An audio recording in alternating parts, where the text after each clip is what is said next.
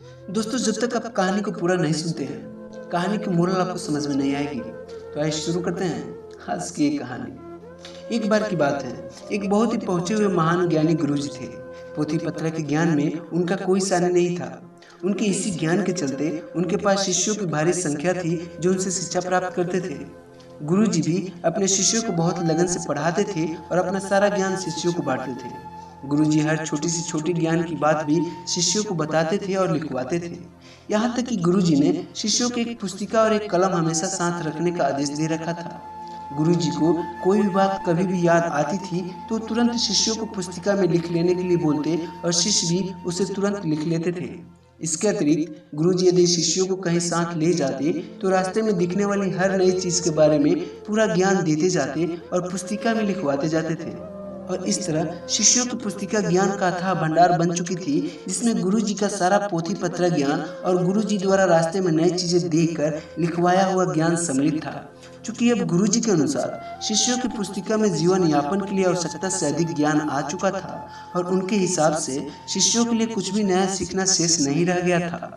तो गुरुजी ने शिष्यों को आदेश दे डाला कि वे जो भी काम करें पुस्तिका के अनुसार ही करें और यदि पुस्तिका में नहीं लिखा हो तो ना करें और अपनी अकल तो बिल्कुल न दोहराएं। क्योंकि गुरुजी के हिसाब से पुस्तिका में आवश्यकता से अधिक ज्ञान था, तो गुरुजी ने पुस्तिका में कुछ भी ज्ञान की नई बातें लिखने से शिष्यों को मना कर दिया।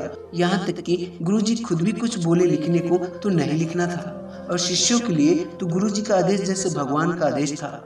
उन्होंने भी तुरंत पुस्तिका में कुछ भी नया लिखना बंद कर दिया और अपने जीवन का हर कार्य वो पुस्तिका के अनुसार ही किया करते थे।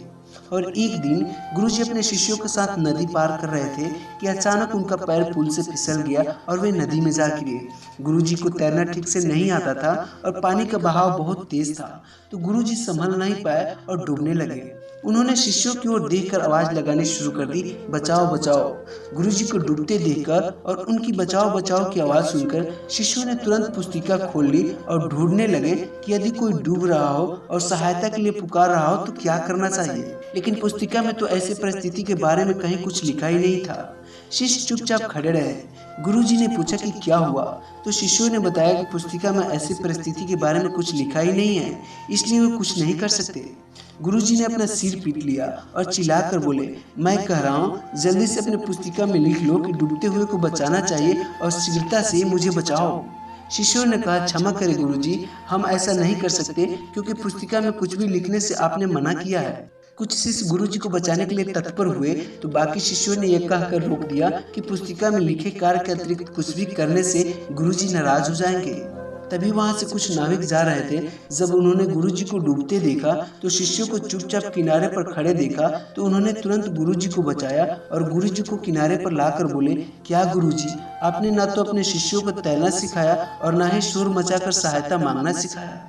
और फिर गुरुजी को काटो तो खून नहीं, उन्हें अपनी गलती समझ आ गई और अपनी गलती का आभास होते ही गुरुजी ने सभी शिष्यों से अपनी पुस्तिका लेकर फाड़ दी और शिष्यों को व्यवहारिक जिंदगी जीने का निर्देश दिया।